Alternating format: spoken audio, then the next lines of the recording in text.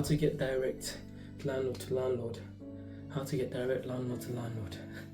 My initial direct landlord to landlord was through HMO letters, where a landlord called us back. I'm sure I put this story in here. A landlord called us back to tell us she liked obviously our HMO letters and she wanted to see if we'd take on this property. We went there obviously, we saw the property, it was a very nice property, newly refurbed, but the landlord was asking for 6 ASD contracts at that point. At that point, we'd not got our first property.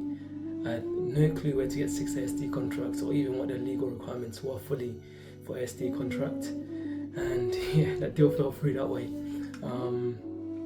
Here we are, a few months down the line, signed my first deal, looking for my second one, gave myself a deadline of 15th of Jan, and a few days ago it was looking impossible. I was not going to meet that deadline. I was really disappointed. Then I went to view a property yesterday. Went to view the property, looked around, was shown around, and leaving the property I asked a few questions. And asking a few questions, and that's when obviously the deal sourcer gets on the phone with the landlord, communicate with them. Next thing you know, it's like they'll call me directly. They'll call me directly. I'm like, okay, cool, the landlord can call me directly since you're not too sure about my question.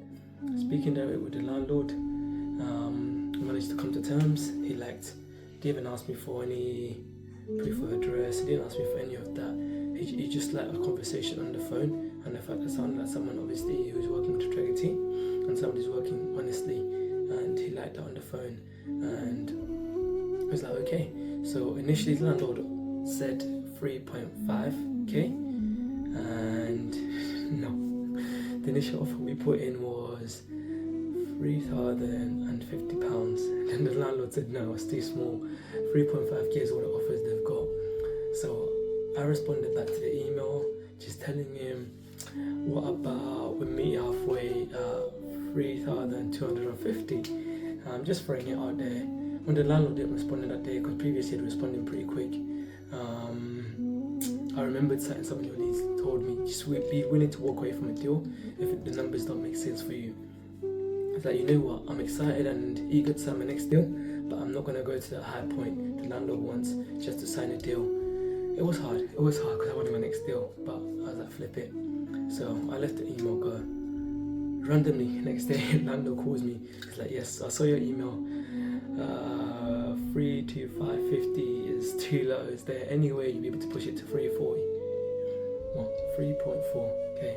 I was like, I would really like to, and I like the property and it's really good, but unfortunately I wanna only guarantee you rent that we can 100% guarantee you, and 3.4 will be way too high. What about what offer I made you, which was 3.2550? He's like, no, I can't do that. And I was like, okay. And then he says, okay, what about 3.350, so £3,350? It's like, still very high, and I really want to work with you, and it sounds like we could really work together, but that wouldn't work, an extra £100. So what about we meet halfway again at 3.3k? He's like, you know what, you're really pushing me. This was all on the phone now. You're really pushing me, but I like the fact that obviously you're honest, and I like the fact you seem like a genuine person. Yes, we can make it work. And then obviously we start talking about the grace period. I'm pushing for the grace period.